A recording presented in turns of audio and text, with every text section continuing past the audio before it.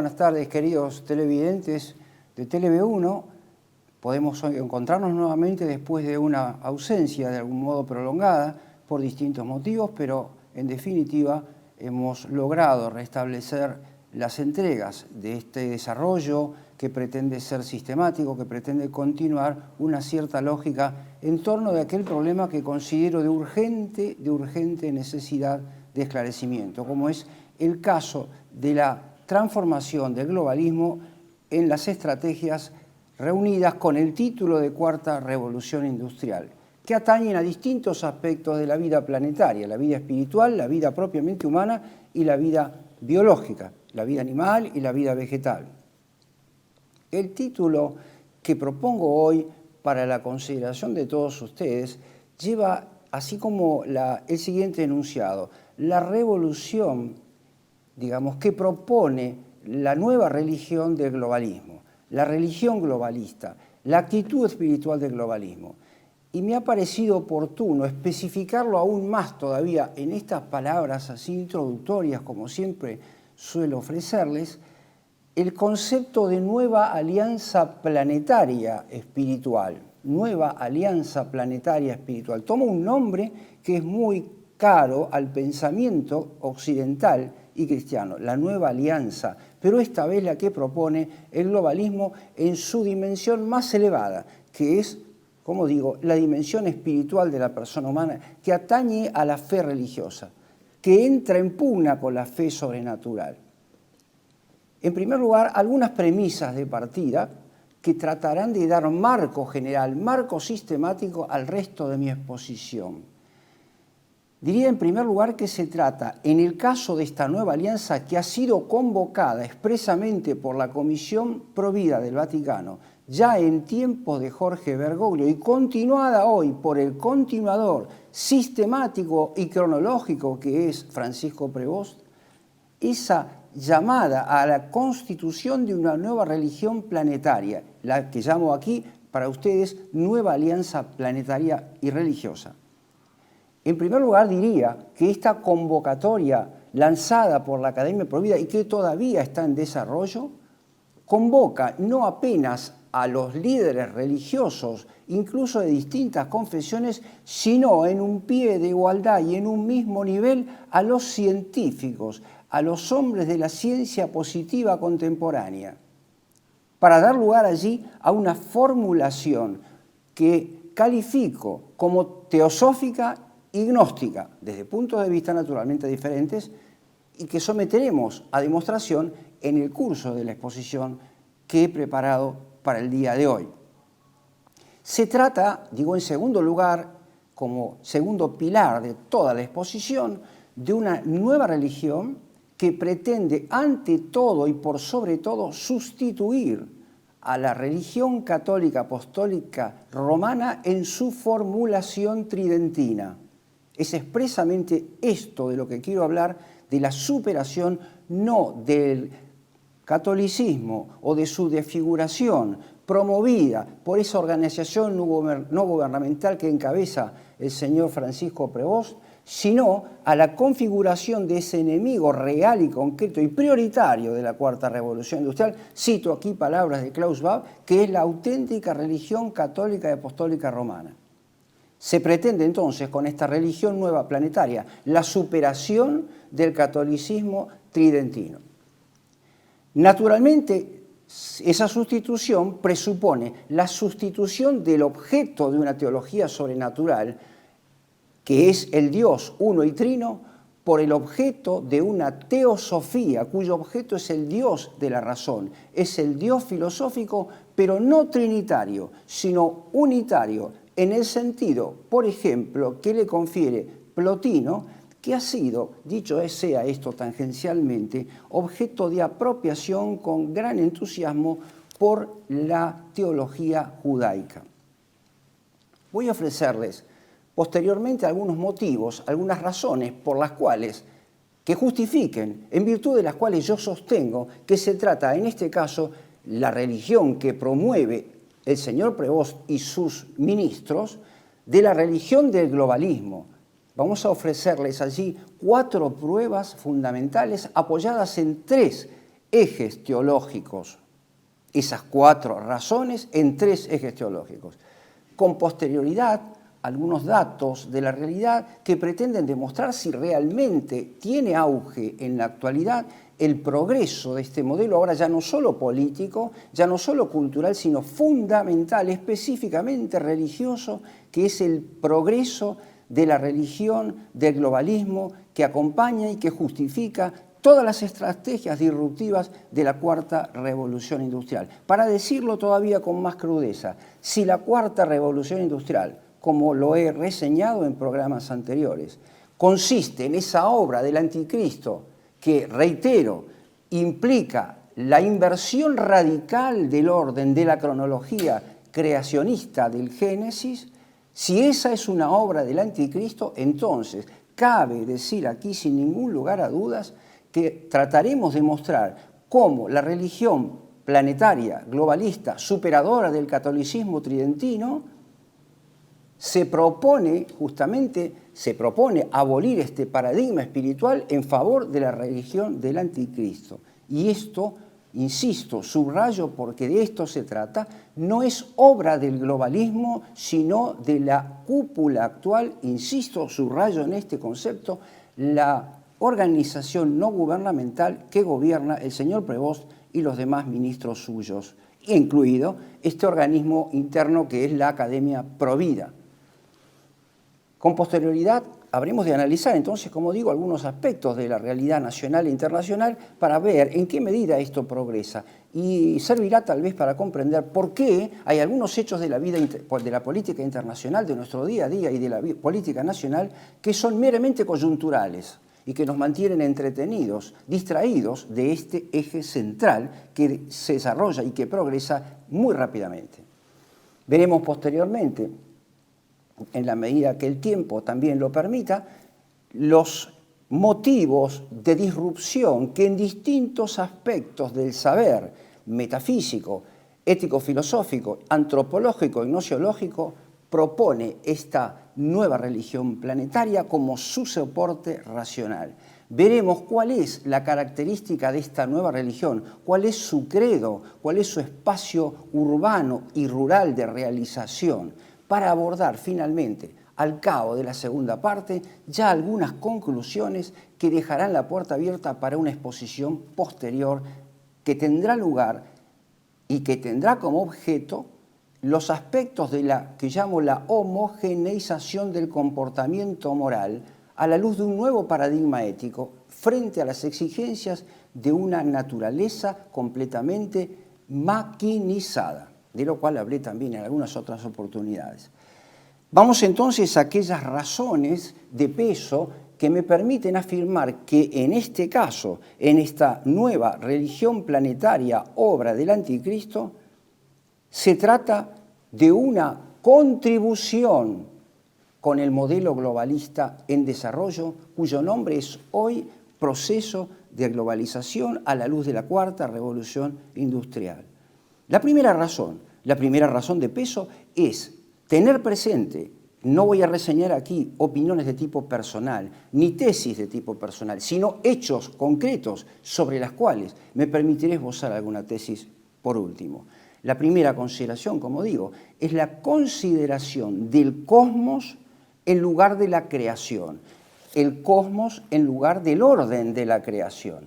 Como lo he dicho también en algunas entregas precedentes, el cosmos hace alusión al espacio cosmológico visible. Su más alto límite es el cielo visible, no el cielo como locus theologicus. Quisiera recordarles, a propósito de esta formulación que es propia de la Cuarta Revolución Industrial, dos aspectos, dos precedentes. El primero le corresponde a los dichos de Jorge Mario Bergoglio, cuando dijo que el medio ambiente, que el lugar teológico, el lugar ecológico por excelencia del medio ambiente es, como digo, un locus theologicus.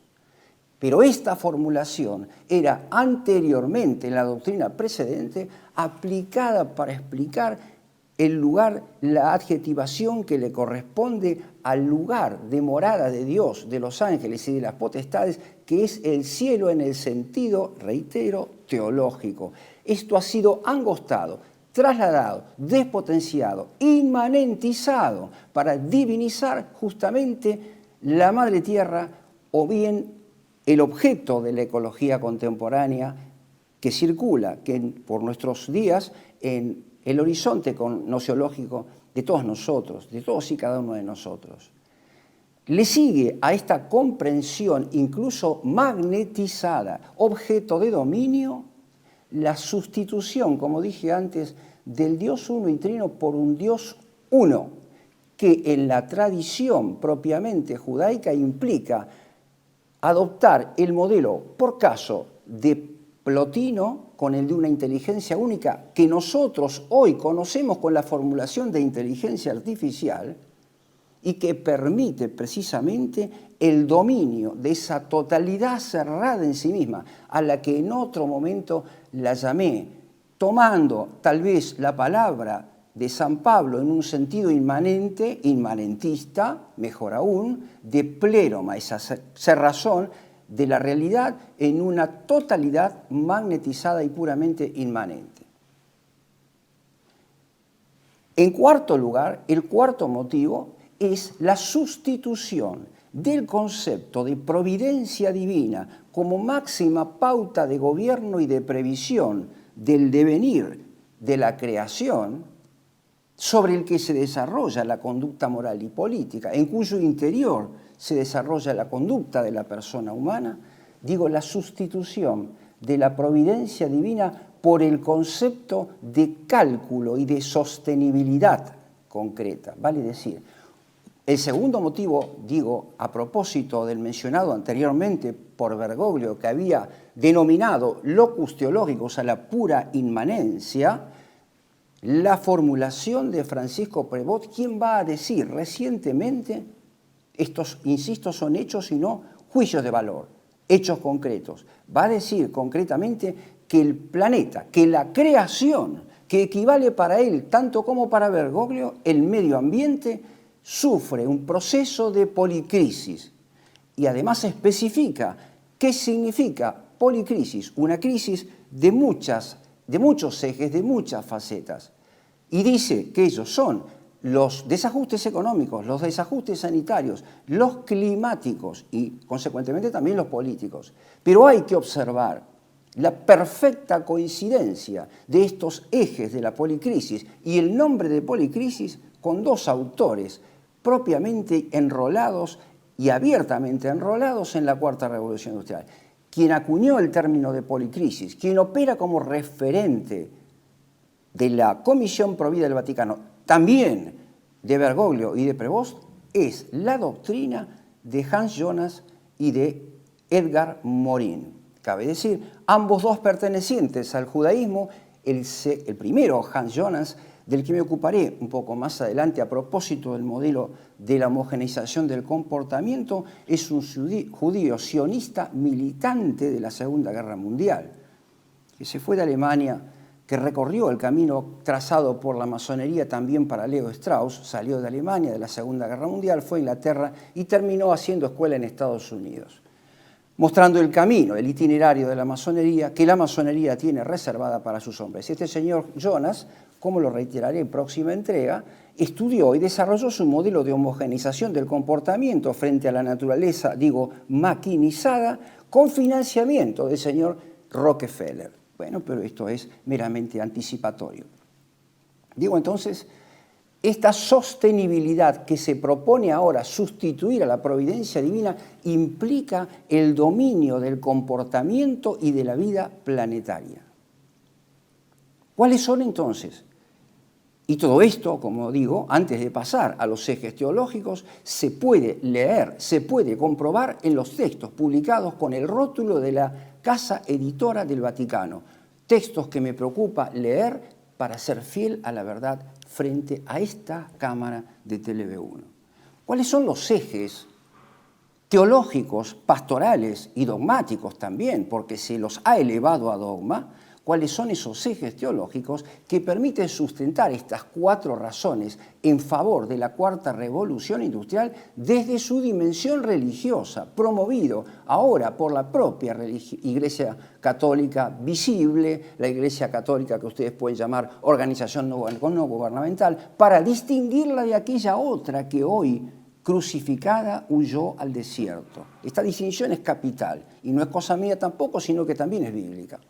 Esos ejes teológicos son, ante todo, la doctrina ecumenista que propone precisamente el Concilio Vaticano II y en sus documentos Nostra Aetate, en su declaración de la libertad religiosa, que nada tiene que ver con la doctrina de Santo Tomás de Aquino, como por allí algún círculo de neoconservadores pretende hacer coincidir, sino que refleja la traducción religiosa en sede católica o pretendidamente tal del imperativo categórico de Kant o de la religión dentro de los límites de la razón natural propuesta por Immanuel Kant, que es, como digo, el referente del iluminismo filosófico. O sea, la religión es una creación puramente humana, cuyo Dios no es el Dios uno y trino, reitero, que se pretende sustituir, sino el Dios que propone la tradición hebrea en el texto de Gershom Scholem,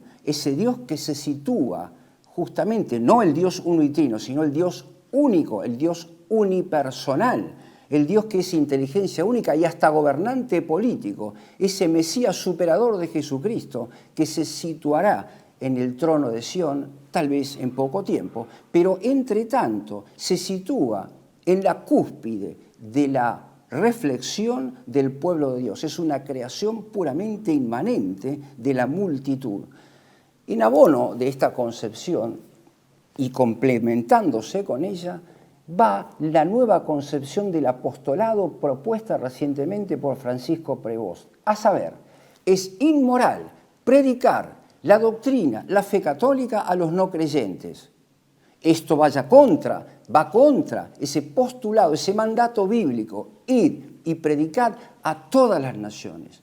El señor Prevost se da el lujo de contradecir el texto bíblico en forma palmaria, diciendo, afirmando que la predicación del Evangelio solo cabe y es lícita para con los bautizados que ya aceptaron la fe católica. El segundo fundamento teológico, además de estas doctrinas implícitas en ese conjunto de herejías del Concilio Vaticano II, al que podríamos llamar el ecumenismo religioso, el mismo que nos conduce ahora a la religión planetaria, el segundo eje, digo, está dado por la convergencia de 2 documentos que son las encíclicas o las cartas pastorales, si ustedes prefieren, así las llamaron, Laudato Si y Fratelli Tutti. Laudato Si es la partida de nacimiento del ecologismo religioso, en tanto que Fratelli Tutti es el símbolo de la fraternidad masónica entre todos los hombres que han hecho del planeta, pero no de la patria, su propia patria grande, su completa desincardinación del lugar espacio-temporal que llamamos patria. Es el meollo del globalismo. Ese emergente de la Tierra, que es el hombre, está ahora suspendido en el éter, en la vida online, y justamente gobernado ahora por una inteligencia única que incluso le va a producir una religión a su medida a partir del cálculo aritmético y no de la revelación. Y el último eje es la reformulación de la lex credendi a partir de una nueva lex orandi. ¿Qué quiero decir con esto? La inauguración de la liturgia de la Madre Tierra, que algunos ingenuamente equiparan con las rogativas que ya traía la Iglesia en tiempos del Concilio Vaticano I y anterior también. Postular esto es tan ingenuo y es además un testimonio de incomprensión y de ignorancia del catecismo, porque entonces algo sobra, o las rogativas o la liturgia de la Madre Tierra. Aquí de lo que se trata es de una liturgia que incorpore al horizonte de la fe católica eso que envuelve a los ejes doctrinales que planteé al comienzo y ahora que lleva el nombre filosófico y teológico de panteísmo naturalista, para que mejor se entienda, de endiosamiento de la naturaleza, en perjuicio del Dios uno y trino trascendente y creador.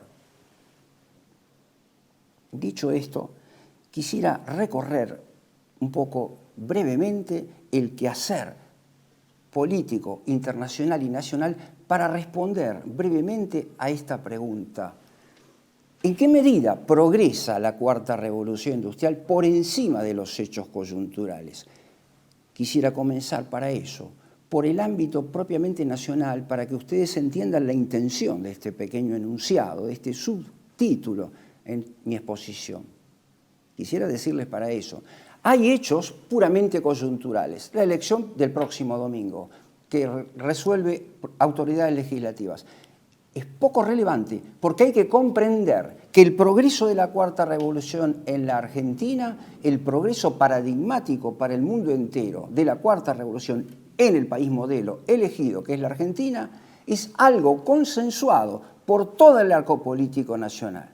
Absolutamente todos. Ya comenzó en tiempos de Alberto Fernández y fue llevado adelante en una rigurosa continuidad por el actual presidente Milei el negocio del litio asociado con el negocio del agua. Por eso, hoy, lo verdaderamente importante no es el Audiogate, no es las coimas gate, sino lo más importante es aquí la privatización, no de una u otra empresa, sino la entrega del país llave en mano al poder, justamente, del hebraísmo que postula el gobierno justamente de ese superador de Cristo, el anticristo, al cual se llama el nuevo Mesías, que nos va a garantizar sostenibilidad de lo que venía, justamente de lo que hablaba en el último de los rasgos de aquellas 4 razones fundamentales. El agua argentina está manejada en su totalidad por la empresa Mecorot. Y esa agua sirve incluso para elaborar en origen el litio, que también el oro blanco, el petróleo blanco, si ustedes prefieren, el material más valioso porque constituye la materia prima esencial que da lugar a la instrumentalización de la inteligencia artificial en ese universo magnetizado que se pretende sujetar a dominio, a control político y espiritual. Veamos entonces, en la Argentina no importa tanto la coyuntura del día a día como el progreso de estos acontecimientos de la mayor importancia. La entrega del litio no fue invento del señor Milei, sino del gobierno que le precedió. Tampoco la privatización del agua, sino del gobierno que le precedió. La instalación de ese brazo operativo militar en el sur, que es el Ejército Popular de la República Popular China, tampoco es obra del presidente actual, sino que es continuidad respecto de lo que se hizo que hizo el gobierno precedente. Esto es para tener una idea, que lo esencial va hacia adelante. Aquí no se trata de administradores de la justicia, de gobernantes incompetentes, sino de perfectos ejecutores de un programa, de un plan de acción. Como lo dije otras veces, cuya matriz político y jurídico es la ley bases y punto de partida para la libertad de los argentinos.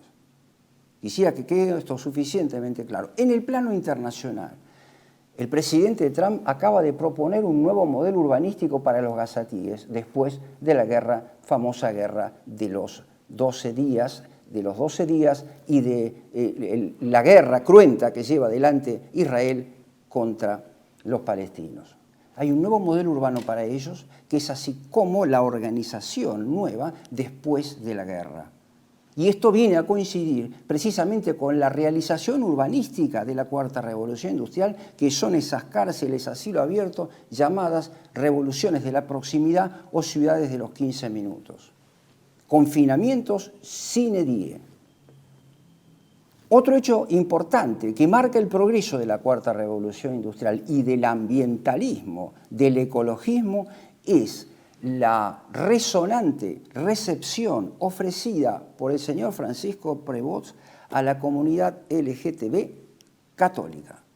En estos días, si mal no recuerdo, el día viernes habrá una procesión que logrará pasar por la puerta santa a estos señores que integran ese colectivo llamado LGTB católico. Aquí lo importante es ver la conexión que hay entre ese modus de comportamiento, esa forma mentis, con el angostamiento de la población mundial, con la limitación, junto con el aborto, del crecimiento de la población mundial, de la sustitución de vivos, de los muertos por los vivos, por los nacimientos, la limitación de la procreación. Tiene exactamente que ver con eso y también con esa hibridación moral que hace de todos los paradigmas morales una y prácticamente la misma cosa. También en esto las referencias bíblicas son suficientemente contrarias a la prédica actual del señor Prevost. Quisiera también señalarles otro episodio en el orden mundial que también encierra un aspecto coyuntural, pero también el progreso de la Cuarta Revolución Industrial. Se va a producir en las próximas horas un enorme desfile militar que es, sin más, una demostración de fuerza en China. Lo va a realizar justamente Xi Jinping como conmemoración de los 80 años de finalización de la Segunda Guerra Mundial. Dice ingenuamente, o con mala intención, o con la intención que ustedes pretendan darle, uno de los periódicos del día de hoy, que es una demostración de fuerza contra Estados Unidos. Acá no hay contra Estados Unidos ni contra Israel. Todos están juntos en la misma mesa en el Foro Económico de Davos que digita, que planifica y que controla el progreso de la Cuarta Revolución Industrial. China es el brazo armado del globalismo y de la Cuarta Revolución Industrial. Y ese desfile no está dirigido a la intimación del presidente Donald Trump, sino es una demostración de fuerza para que el mundo entero comprenda dónde está el verdadero poder de ejecución de ese nuevo paradigma de la vida, en la China comunista. También cuna de esa tecnología de avanzada, pero que no opera sola, como digo. Es el modelo sinérgico que propuso precisamente el ministro de Educación de China hace un par de años atrás en Davos. Ese movimiento sinérgico, vale decir, la obra hecha por una élite y sinergia, está asociada a sinarquía, que toma a veces un color y otras veces otro. Dicho esto, entonces, podemos pasar a una breve pausa para abordar los aspectos ya un poco más sistemáticos que nos permitan ir desenvolviendo lo que anticipé al comienzo de la exposición del día de hoy. Les propongo entonces una breve pausa.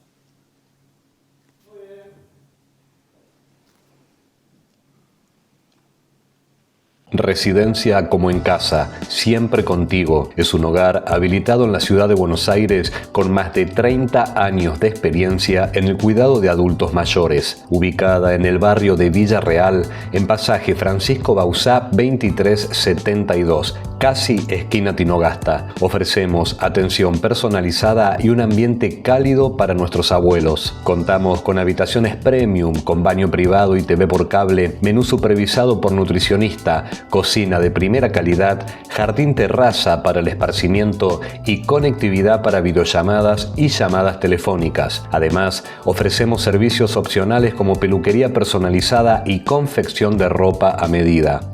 Comunicate al 11 50 35 15 25. En Como en Casa, el bienestar y la comodidad de nuestros adultos mayores es nuestra prioridad. Los esperamos.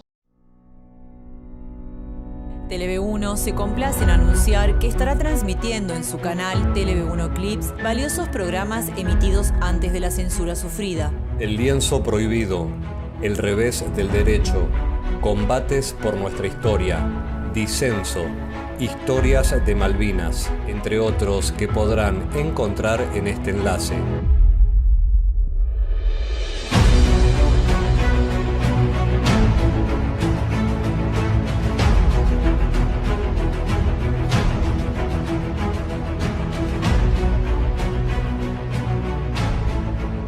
Agradecemos su aprovechamiento y difusión. Bienvenidos a CEPA, Centro de Estudios del Pensamiento Americano. Nuevo sitio web de cursos de formación en política, filosofía, historia, literatura, geopolítica, religión, psicología y más. Cursos de formación que reflejan el verdadero pensamiento americano. Lo invitamos a elegir el curso de su agrado ingresando en www.cepa.la.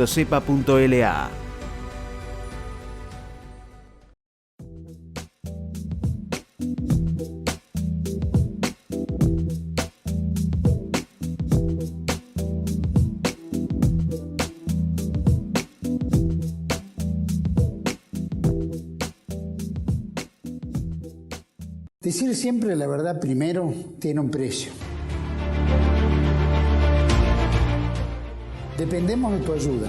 TLV1, toda la verdad primero.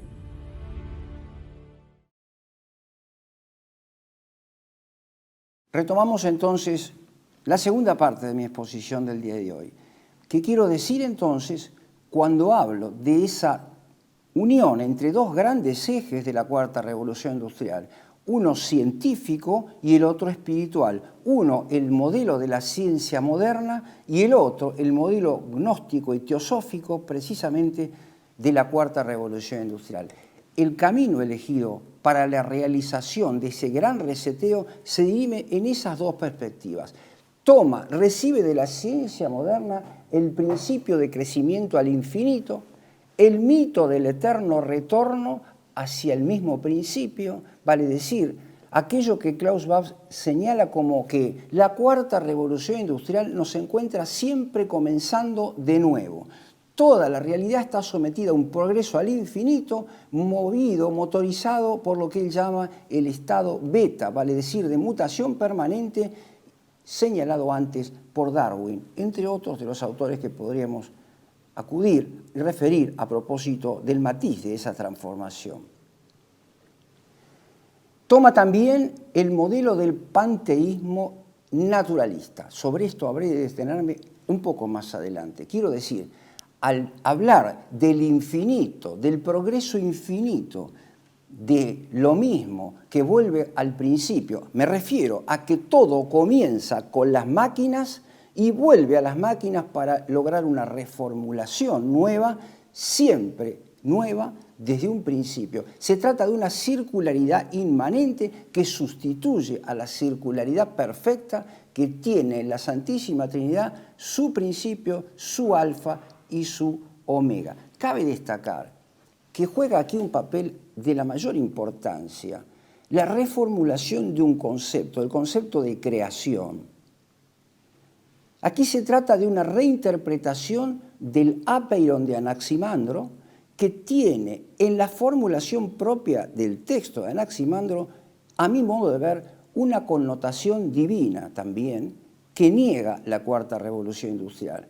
Vale decir, me refiero a que ese apeiron, que es lo inmenso, lo indeterminado, el origen, la fuente, está asociado ahora solamente con el caos, la oscuridad y el desorden. Y todo viene al orden mediante justamente la sostenibilidad y esa acción que reclama hoy Prevost para lograr esta reducción cibernética, ese control planetario de la vida a los efectos de sostener, por eso sostenibilidad, los parámetros indicadores del medio ambiente, pero no hay referencia alguna a la ley de Dios como referencia de la vida. Decía entonces, entre el camino de ese progreso al infinito de la ciencia, el camino del eterno retorno a lo primero y el camino, y al principio, y el camino del panteísmo naturalista que hace de la naturaleza un Dios, se desarrolla también ese gnosticismo teosófico. Digo gnóstico porque se reconoce la inteligencia única que personifica al nuevo Dios, ya no al trinitario, al nuevo Dios cosmológico, que hace de la inteligencia artificial el núcleo metafísico, o si quieren ustedes antimetafísico y teológico más importante y definitorio de la Cuarta Revolución Industrial, hace de esto la regla y medida del devenir y del futuro. Ese gnosticismo es corrector de la materia caída, de la pura materialidad, entre las cuales se encuentra la composición fisiológica de la persona humana. Sobre la persona humana, entonces, operan un par de ejes, tomados también del hebraísmo, que son la idea de alquimia y de cábala. ¿Por qué? Alquimia vendría a ser el lugar del modelo transhumanista, ese modelo que operando sobre la física, sobre el modelo fisiológico, sobre el modelo químico del hombre, logra la superación de ese rasgo del pecado original que es la enfermedad, el sufrimiento y el dolor, para proporcionar una vida placentera, duradera y de bienestar. Y es teosófico porque ese modelo nuevo concibe un Dios nuevo, totalmente nuevo, creado no necesariamente por la inteligencia humana, sino por las máquinas. Por eso hablo de una teosofía de base cibernética inclusive. Pero este modelo, el de la cuarta revolución industrial, que se dirime entre la ciencia moderna y el gnosticismo teosófico, tiene también sus propios disruptores. Y los tiene en el plano de la metafísica, los tiene en el plano de la ética filosófica, de la antropología y también de la teoría del conocimiento o gnoseología. Quisiera ir, ante todo, al más importante, al que le sirve de marco de referencia a todos los otros disruptores, al caso de la metafísica. Aquí quisiera recurrir a una vieja tesis de un filósofo argentino de principios del siglo XX, Nimio de Anquín, filósofo cordobés, muy renombrado dentro y fuera del país, que ha propuesto allá por los años 70, y esto es muy significativo, ha propuesto la tesis de la incompatibilidad de las dos inhabitaciones de la persona humana, la inhabitación de Dios creador y la inhabitación del ser. Nimio de Anquín va a proponer la exclusión de Dios, lo va a proponer en su etapa del panteísmo naturalista, en el que ingresó luego de su primera etapa de filósofo, metafísico y tomista, cambio que se produjo aproximadamente por la década, que se hizo manifiesto en la tesis de la incompatibilidad de las dos inhabitaciones. Aquí mi argumentación tiene dos momentos. En primer lugar, rechazar la incompatibilidad entre la inhabitación del ser y la inhabitación de Dios. Va a decir Nimio de Anquín algo que será completamente funcional. Hoy tal vez esta no haya sido su intención. Esto quisiera dejarlo a salvo. Pero en todo caso opera hoy completamente funcional con el modelo de la cuarta revolución industrial. Va a decir, reitero, Nimio de Anquín, que debemos descartar la presencia, la cohabitación de dos inhabitaciones en la persona humana. Una excluye a la otra. La inhabitación del ser parmenidio, del ser de Parménides, el ser eterno que está en todas las cosas, que podríamos decir daría lugar a un cierto panteísmo ya en sede metafísica, es incompatible con la idea de un Dios creador, porque el ser que es fundamento de los entes, el ser que, digamos, es el fundamento de ese ente que llamamos persona humana, por dar un ejemplo apenas, ese ser no se participa en el ente, sino que vendría a constituir el ente una emergencia, una especie de emanación del ser con mayúsculas. Pero se refiere al ente real, no al ente de razón. Y esto es lo grave, porque comprender que el ser se dé en el ente por una cierta emergencia o emanación es algo realmente incomprensible, valga la redundancia si se prefiere. Esa idea, como también lo hace notar el mismo Nimio de Anquín, nos remitiría a la noción de creación, porque la creación, en el texto metafísico y teológico de Santo Tomás de Aquino, se expresa metafísicamente con la idea de participación, pasando en limpio estos conceptos que parecen oscuros pero son muy claros. Solamente es posible, tesis que yo defiendo, siguiendo a Santo Tomás de Aquino, reitero que es posible solamente la participación del ser en el ente mediante la acción gratuita y misteriosa de la creación, de la cual Dios precisamente es principio. Es solamente por el acto creador que luego podemos hablar de la participación del ser en los entes. Por lo tanto, contra la tesis de las incompatibilidades de las dos inhabitaciones, sostengo que la inhabitación del ser en la persona humana es también parte del plan creador de Dios, que la inhabitación del ser en el sentido metafísico es justamente el resultado, está fundamentada en el acto de la creación de Dios respecto de las criaturas. Y el segundo momento de mi argumentación se dirige ahora a poner en evidencia, ahora sí, la incompatibilidad de una tercera inhabitación que extraigo del modelo de la cuarta revolución industrial. La inhabitación tecnológica que va a dar lugar a la nueva creación tecnológica, al Homo technologicus, que cambia por completo el paradigma de la vida humana y también el paradigma epistemológico, el paradigma científico. La inhabitación tecnológica opera respecto de la inhabitación del ser, fundado en el acto de la creación, de este modo. En virtud precisamente de la participación del ser en el ente, y en este caso del ente personal, es que Dios ha querido que naciéramos en un lugar espacio-temporal que llamamos patria. Es por eso que la patria no es, como sostiene apenas ese nacionalismo de cotillón al que me he referido otras veces, no es un conjunto apenas de símbolos, sino que es la expresión metafísica de la voluntad creadora de Dios. Dios ha querido que naciéramos en la patria argentina y, por tanto, honrar la patria, honrar a nuestros padres públicamente y con el testimonio de nuestra vida y con el ofrecimiento de nuestra vida, es precisamente honrar a Dios y morir por su nombre y morir por la patria. La cuarta revolución industrial, a través de la inhabitación tecnológica que resulta incompatible con las anteriores, en coherencia lógica con todo lo que dije en la primera parte, opera en el sentido del desarraigo, una fuerza superior que succiona, que extrae, que desincardina al hombre de ese lugar metafísico, espacio-temporal que se llama patria, para situarlo en una patria global, sin raíces, situada en la vida online, en el éter magnetizado y sometido a control del intelecto único de ese Dios personal, es ajeno totalmente a la tradición teológica del catolicismo.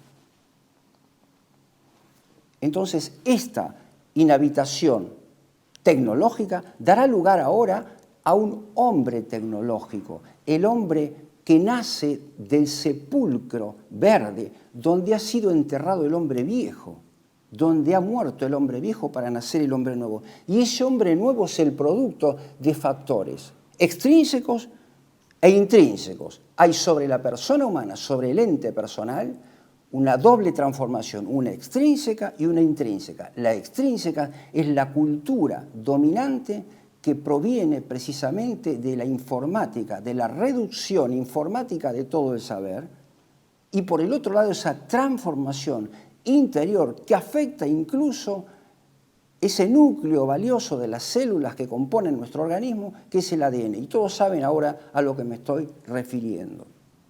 Ese hombre tecnológico que nace de ese sepulcro, verde, es el nuevo, la nueva creación que se propone la cuarta revolución industrial, partiendo de una reformulación del apeiron de Anaximandro, al que entiende no como conteniendo una simiente de la divinidad que será explícita en el medioevo, sino como un caos, como una fuerza ciega, solo posible de dominación mediante el cálculo aritmético, matemático, estrictamente humano, y que se expresa en esa obra que es la inteligencia artificial y los algoritmos.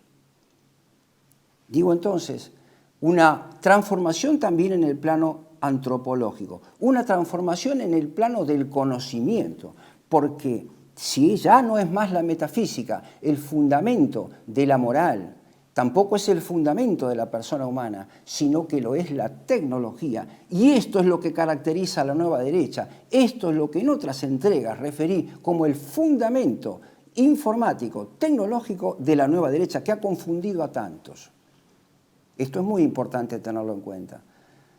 Si las cosas son así, entonces el conocimiento ya no consiste en esa unidad espiritual entre la esencia de las cosas, concepto altamente metafísico. No hablo de la esencia sola, hablo de la presencia del ser en el ente, hablo del ser en su totalidad, en esa dinámica de la participación.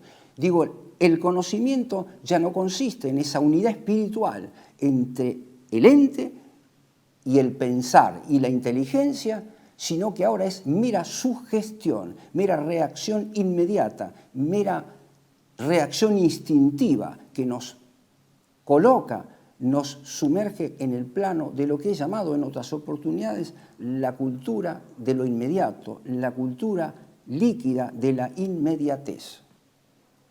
También hay una disrupción en el plano ético, porque partiendo de una flagrante falsedad de la que me ocuparé, Dios mediante, en próxima entrega, el señor Hans Jonas, ético, filósofo judío sionista, de referencia de la Academia Provida, señala como un nuevo paradigma ético, porque según él, según su comprensión falaz, la ética precedente, especialmente la antigua y la medieval, jamás se ocupó de la concepción ética del hombre frente a la naturaleza. Habría que preguntarle a este señor, que tiene tantos títulos y tanta prensa, si jamás escuchó hablar de ese axioma ciceroniano que también recoge Santo Tomás de Aquino, secundum naturam vivere, vale decir, el paradigma para nuestra vida moral y política es el orden de la naturaleza. De modo que conocemos muy bien lo que está haciendo la Cuarta Revolución Industrial y lo que significa ese modelo de homogeneización de la cultura, de homogeneización del comportamiento y de control de las pautas del comportamiento por parte de la inteligencia artificial,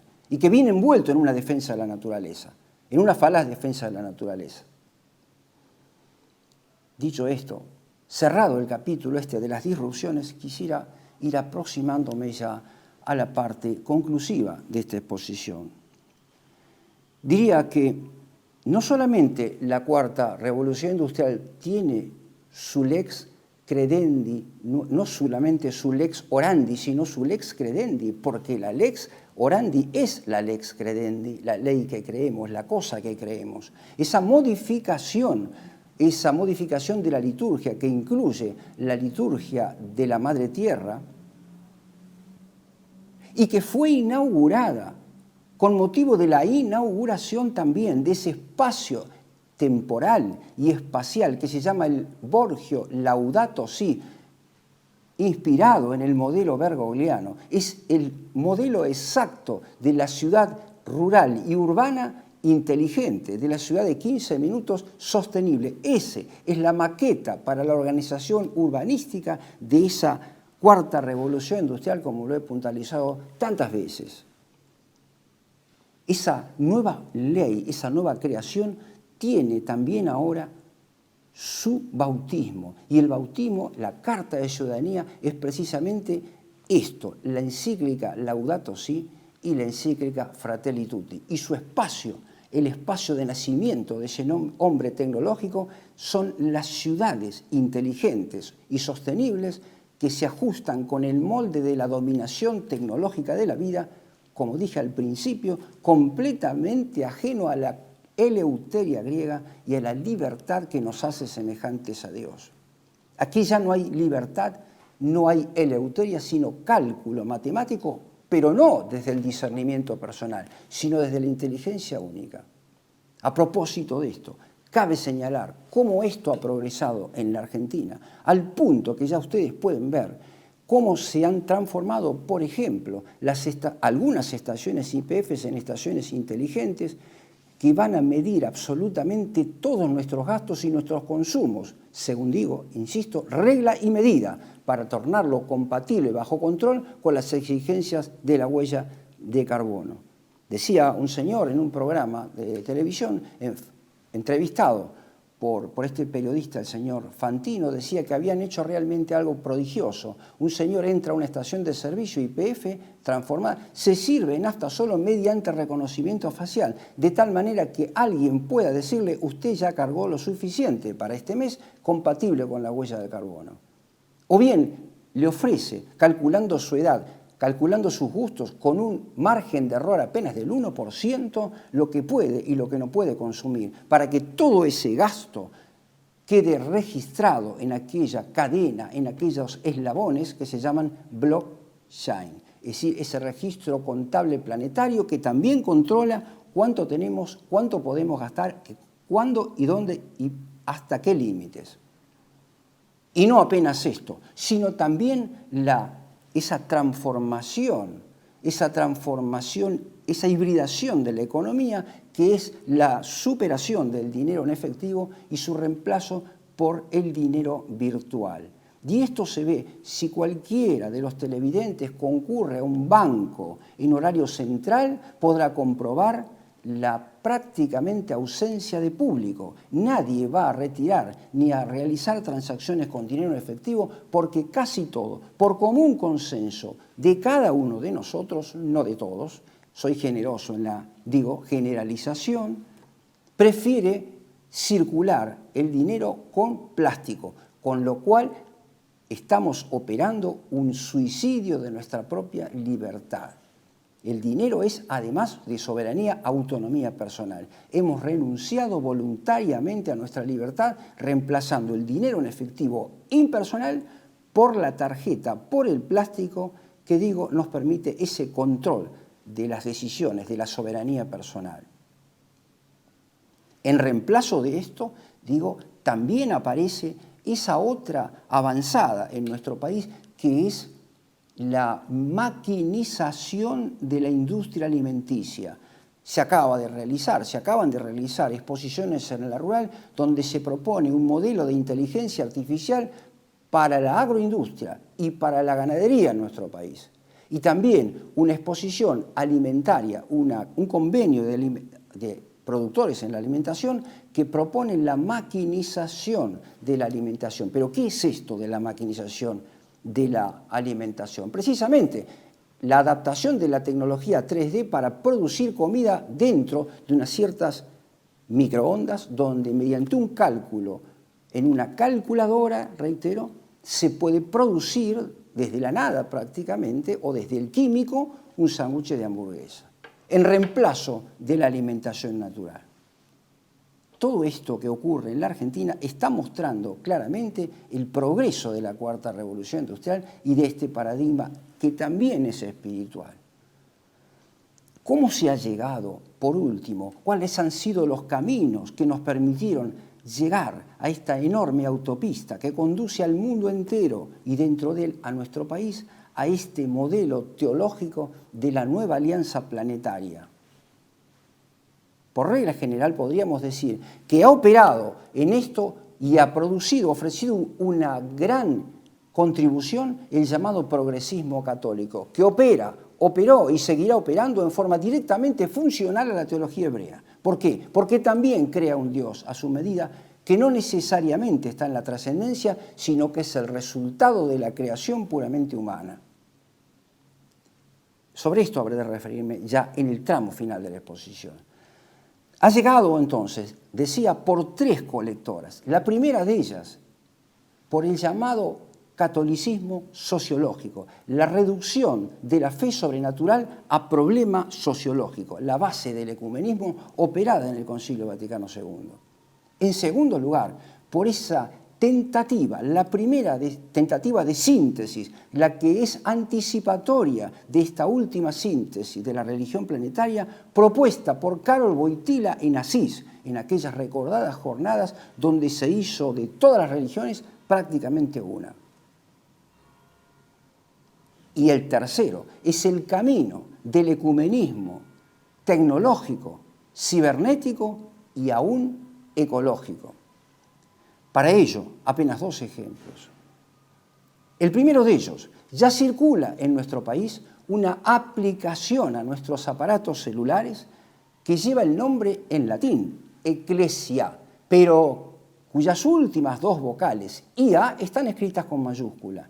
¿Qué nos ofrece esta nueva aplicación? Nos ofrece, ante la mirada de los jerarcas de esta organización no gubernamental, como digo, nos ofrece la inteligencia de los algoritmos como productora de una nueva religión. Vale decir, un Big Data que recoge los datos que nosotros mismos le ofrecemos para ofrecernos a toda hora del día lo que los supuestos sacerdotes de la iglesia esta nueva no son capaces ya de ofrecer, que es la dirección espiritual. A cualquier hora del día podemos consultar esta aplicación y otras semejantes que circulan en nuestro medio ante la mirada de las autoridades, que ofrecen el modelo acabado de la nueva religión de la inteligencia artificial propuesta en el libro Nexus por Yuval Harari.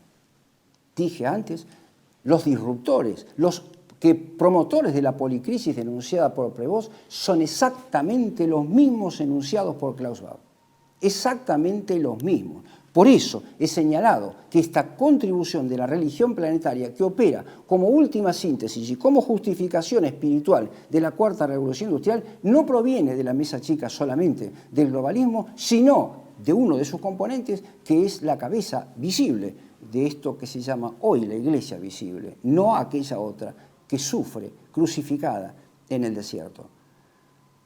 Pero siempre, cuando se habla de estas cosas, suele aparecer la pregunta al final, ¿pero qué hacer frente a esto? Y yo he dicho muchas veces que lo que nos cabe es el recurso a la auténtica conversión. Pero justamente es que debemos saber ante todo que la nueva religión planetaria, en la palabra, en la prédica de Francisco Prevost, le llama conversión ecológica a la esperanza teologal, a la virtud teologal de la esperanza, le otorga el nuevo nombre de conversión ecológica. Debemos saber también que, y esto sí es una tesis personal, que podríamos ampliar en otro momento, que lo que hay que evitar es esa actitud espiritual, ese camino espiritual del pensamiento que recibe el nombre de galicanismo, porque el galicanismo conduce al totalitarismo espiritual y político. ¿De qué manera? Brevemente, y para cerrar la contribución del día de hoy. Es cierto que el galicanismo reconoce dos grandes momentos, uno histórico-político y el otro filosófico. El camino histórico, el recorrido histórico podría situarse allá por 1680-82 en la formulación de Bossuet, cuando declara la autonomía de la Iglesia de Francia respecto a la Iglesia de Roma, cuando declara la posibilidad de corregir incluso al Papa en materia de pronunciamiento sobre fe religiosa, y cuando declara la superioridad del concilio sobre la autoridad papal. Todo eso está condenado con anatema por la Iglesia tridentina que se pretende sustituir con la religión de la Nueva Alianza. Pero el precedente filosófico-político de este galicanismo, y por ahí vamos ya a cerrar mi exposición, está en los escritos de Marsilio de Padua, en los escritos políticos de Marsilio de Padua y de Guillermo de Ockham. Toda esta discusión por el modelo ontoteológico medieval o por el modelo que hoy es el de la Cuarta Revolución Industrial, en realidad comenzó a desarrollarse en la segunda mitad del siglo XIII. Pero brevemente, lo que va a decir Marsilio de Padua, lo que va a decir Guillermo de Ockham en sus diálogos, solo por citar dos referentes, dos publicistas del siglo XIV, es que debemos señalar una clara autonomía del poder temporal respecto del poder religioso. Pero justamente esa tesis del galicanismo que postula la idea del doctor privado hereje, vale decir, esa idea de que, emergente del galicanismo, que un papa puede errar en materia de fe, moral y buenas costumbres toda vez que lo haga en forma privada y que no recurra al magisterio ex cátedra, en esa medida puede errar todas las veces que sea necesario. Alguien me decía, como haciendo gala de una crasa ignorancia religiosa, que no le interesaba lo que pudiera decir este señor vestido de blanco en la medida en que sea una persona privada y que hable inclusive de fe, de moral y costumbres como persona privada. Solamente le interesaba en cuanto le otorgara esto la categoría de pronunciamiento magisterial ex cátedra. Esto es un error garrafal, refutado por el Concilio Vaticano I, que si bien ciertamente determina la existencia de un magisterio extraordinario, también refuta esta tesis del galicanismo, la del doctor privado hereje. Es imposible sostener la idea de que el custodio primordial de la fe al mismo tiempo sea su destructor. Esto es absolutamente imposible. No hay ninguna base documental en el Concilio Vaticano I que permita sustentar semejante cosa. Porque eso implica, y aquí es donde quiero señalar, el pasaje del gallicanismo al totalitarismo de la Cuarta Revolución Industrial. Porque si entonces fuera posible admitir la tesis de que el Papa puede ser falible en materia de fe, moral y buenas costumbres, luego entonces cobra sentido el abandono de la tiara papal, operada con el Concilio Vaticano II, el abandono de la sedia gestatoria que ponía la silla de relieve, que ponía al Papa por encima de todo poder temporal, el abandono de sus atributos para constituirlo como un estadista más, modelo adecuado del ecumenismo de la Cuarta Revolución Industrial. Si el Papa entonces es falible y puede ser corregido, entonces procede la tesis de Hobbes, la tesis de Spinoza y la tesis de Rousseau, a saber, que entonces cabe al emperador garantizar el acuerdo en materia espiritual, el motor más elevado de la acción humana, que es política y moral, corresponde entonces la uniformación del culto por parte del emperador, al que debe sujetarse el Papa y todas las autoridades temporales de la Iglesia. A eso conduce el gallicanismo, a la fundamentación del totalitarismo al que estamos asistiendo. Quisiera así con esto cerrar mi exposición del día de hoy con una apelación más a la esperanza. Las puertas del infierno no prevalecerán. Les agradezco entonces y espero encontrarlos en la próxima entrega, Dios mediante.